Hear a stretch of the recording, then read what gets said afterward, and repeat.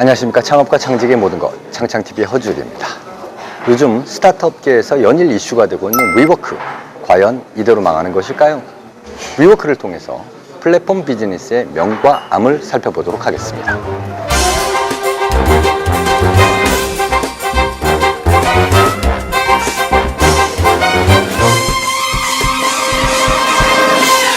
네, 위워크, 미국 뉴욕에서 시작한 대표적인 공유 오피스 스타트업인데요. 전 세계 40여 개국에 진출해 있고 111개 도시, 528개의 오피스를 운영하고 있습니다.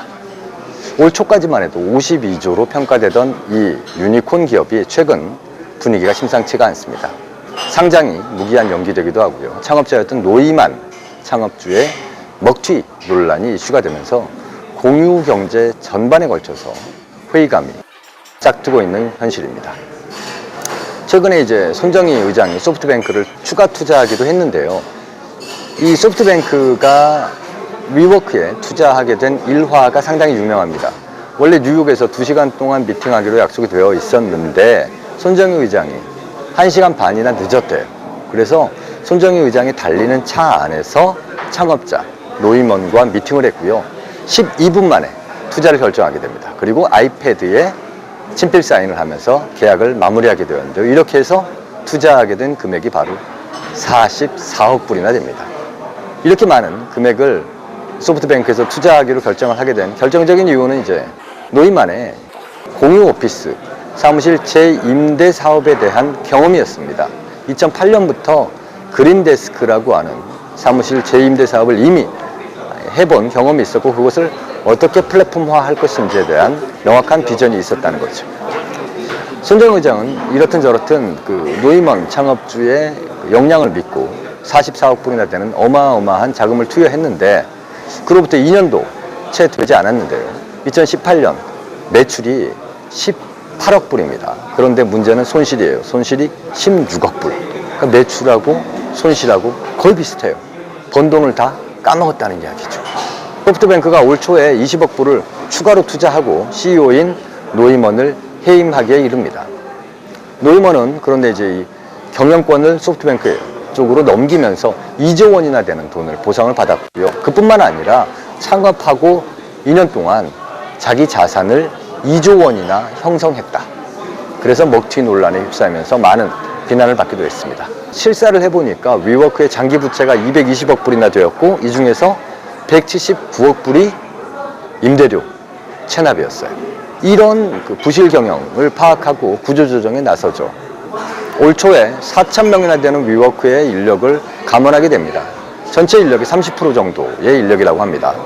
소프트뱅크가 투자할 때만 하더라도 470억 불, 그러니까 우리 돈으로 52조 원의 기업 가치를 평가받았는데 그로부터 10개월도 지나지 않아서 80억 불로 거의 6분의 1로 기업 가치가 줄어들게 됩니다. 그래서 결국 특단의 조치로 2019년 10월 23일에 소프트뱅크는 95억 불을 추가로 자금 지원을 하게 됩니다. 이 중에 이제 50억 불은 현금으로 빌려주는 거고요. 30억 불은 기존의 주식을 매입하는 형태, 그리고 15억 불은 신주 발행하는 형태로 해서 95억 불을 자금 지원을 하고 새로운 경영인을 선임하게 됩니다. 이렇게 위워크가 그 비난에 휩싸이는 동안 다른 유니콘 기업들도 고전하게 됩니다. 리프트라든지 우버 이런 기업들은 주가가 하락하게 되고요. 이런 것들을 통해서 공유경제라는 비즈니스 자체에 대한 회의론이 일기도 합니다. 그리고 기존의 투자자들이 스타트업에 대해서 투자가 너무 관대한 거 아니냐라는 의견도 나오게 되고요. 그러다 보니 유니콘 기업에 대해서 사업계획, 전략을 좀 더 치밀하게 요구하는 경향이 짙어지고 있습니다. 그렇다면 소프트뱅크 손정희 의장은 왜 위워크에 투자를 했을까요? 단지 부동산 재임대업자인 위워크에 그렇게 많은 돈을 투자할 만한 가치가 있었을까요?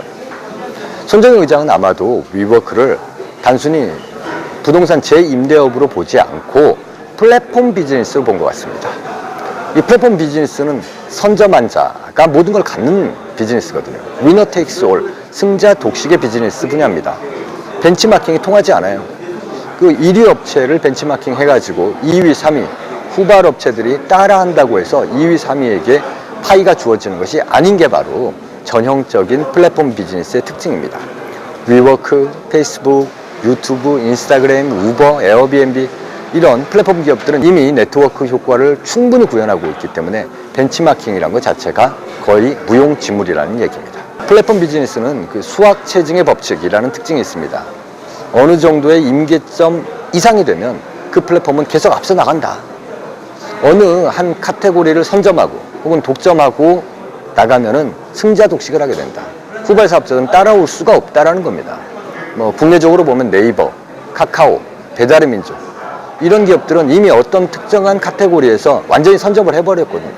2위, 3위 업체들이 따라갈 수가 없습니다. 이 승자 독식, 위너 테이크스 올의 비결이 있어요. 두 가지 특징입니다. 첫 번째는 네트워크 효과, 그리고 두 번째는 규모의 경제입니다. 네트워크 효과가 활발해지면 유의미한 차별화가 아니면 웬만한 차별화는 먹히지가 않는다라는 거예요. 이미 수요자라든지 공급자가 충분히 확보가 되어서 생태계를 구축하고 있기 때문에 이 수요자나 공급자가 그 플랫폼을 떠날 수가 없다는 겁니다. 그리고 이제 규모의 경제라는 특징도 있는데요. 플랫폼이 일정 규모 이상으로 커지면 원가는 거의 0에 가까워진다라는 얘기입니다. 페북이나 우버의 유저가 1명, 2명 늘어난다고 해서 서버를 증설할 필요가 있는 게 아니죠. 그리고 에어비앤비에서 룸이 추가된다고 해서 서버 증설이 필요한 것도 아닙니다. 넷플릭스에 콘텐츠가 추가된다, 유튜브에 콘텐츠가 추가된다고 해서 원가가 더 늘어나는 것도 아니라는 거죠. 물론 이제 이런 플랫폼 비즈니스는 초기에 많은 투자가 필요하기는 합니다. 그런데 규모의 경제를 달성하고 나면 그 이후에는 추가적인 투자가 그렇게 많이 들지 않는다라는 특징도 있다라는 거죠. 이러다 보면 이제 플랫폼 경제의 또 다른 특징이 나오게 됩니다. 바로 경계, 붕괴. 경계가 없어진다는 거예요. 초기에는 어떤 플랫폼들의 각 분야마다의 경계가 명확합니다. 그런데요, 이것들이 이제 커지다 보면 언제 없어질지 모른다라는 거예요. 플랫폼이 특정 카테고리를 선점, 독점해버리면 타 영역으로 얼마든지 확장할 수 있다라는 거죠. 카카오 같은 경우는 카카오톡이라는 메신저를 통해서 교통이라든지 생활 오토, 그리고 멜론, 커머스까지 확장을 했고요. 토스 같은 경우에는 송금을 통해 가지고 금융상품도 다루고 모바일 뱅킹까지 확장을 하고 있습니다. 그리고 배달의 민족 같은 경우는 음식 배달 네트워크를 기반으로 해서 다양한 생활 서비스들을 구현하고 있죠. 위워크도 마찬가지입니다. 그 오프라인의 비즈니스 공유 시스템을 기반으로 하고 있지만 투자금을 가지고 커뮤니티 플랫폼인 밋업을 인수한 사례를 보더라도 이 오프라인 비즈니스 공간을 플랫폼화 하겠다. 그래서 비즈니스 네트워크 효과에다가 플랫폼 특성을 가속화시키면 유튜브라든지 카카오처럼 얼마든지 확장할 수 있다라는 거였죠. 현재는 사무실 임대 카테고리로만 판단하고 있지만 이것들이 플랫폼 효과를 갖게 된다. 네트워크 효과를 갖게 된다. 그러면 걷잡을 수 없이 성장할 수 있다는 겁니다. 사실 지금은 세계 최대의 기업으로 이론의 여지가 없는 구글 같은 경우도 2006년에 흑자 전환을 하기 전까지만 하더라도 계속해서 전문가들의 그 수익성 지적이 있었습니다. 그리고 지금 O2O의 선봉인 카카오 같은 경우도 카카오톡으로 국민 메신저로 날리고 있을 때도 수익성에 대한 의문으로부터 자유롭지가 않았어요. 그런데 이제 2012년에 게임 플랫폼을 출시해서 만년 적자에서 벗어났고, 그리고 2014년에 카카오와 다음이 합병하면서 판이 달라졌던 거죠. 이 구글 같은 경우는 이제 검색, 유튜브 이런 카테고리를 독점하기 시작하고 2007년도에 안드로이드가 출시되면서 글로벌 비즈니스에서 완벽한 성공을 일구어내게 됩니다. 카카오도 마찬가지죠. 애니팡 같은 모바일 기반의 게임 플랫폼을 성공시키면서 다음과 합병한 이후에 카톡을 통해 가지고 그 플랫폼을 활용해서 택시라든지 대리운전이라든지 다양한 생활 서비스들을 연계하기 시작합니다. 수많은 글로벌 탑 클래스의 기업들이 플랫폼의 네트워크 효과가 발휘되기 전까지는 수익성에 대해서 의심을 받을 수밖에 없다는 겁니다. 위워크는 소프트뱅크의 투자를 받은 지 이제 갓 2년이 된 초기 기업입니다. 오프라인 기반을 비즈니스의 네트워크 효과로 유기적으로 확장하기에는 아직은 역부족입니다. 그래서 아직까지는 기업 가치에 대해서 논란의 여지가 많은 거죠.